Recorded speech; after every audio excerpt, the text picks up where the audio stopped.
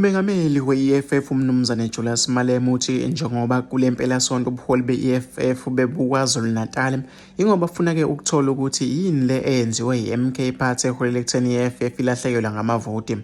Ufanele ukufika komkhonto wesizwe njenge-tsunami ehlasele yashiya abaningi beshaqekile ngemva kokhetho obelungoMeyi.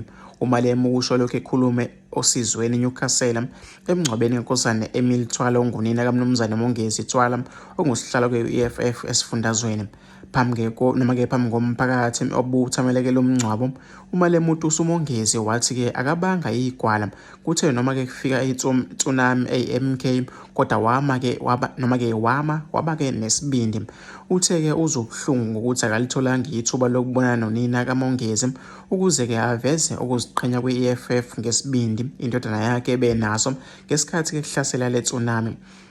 Indodana yakho uMongezi ayibanga-ke igwala mama, noma-ke indodana yakho uMongezi ayibanga igwala mama, noma-ke ngubani othi yehlulekile ngokuvikela i-EFF lapha eKZN akaze-ke ahlangabezane nalokhu esike sabhekana nakusho-ke uMalema.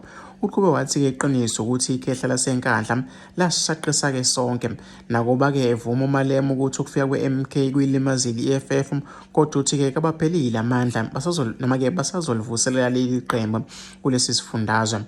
Kuwo-ke noma-ke kuwo lo mngcwabo uMalema uqhubeke waxeka nohulumeni ophethe izwe njengamanje, wathi akulona-ke iqiniso ukuthi uhulumeni wobumbano, uthi uhulumeni wobambiswano lwe-ANC ne-DA. Siphethwe ngamabhunu namhlanje abantu-ke abaphethe lelizwe i-DA ngaphansi kaNkosazana Helen Zille, ANC iyalandela nje.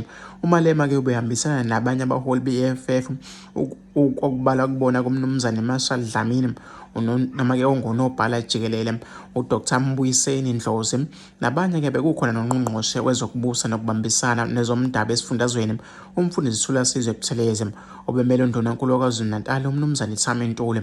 Ngesikhathi uMalema enxusa abefundisi ukuba bakhulekele umndeni wakaThwala, uphinde wanxusa ukuba-ke bakhulekele nobumbano kwi-EFF, wathi-ke lusho ubumbano lwabantu abamnyama.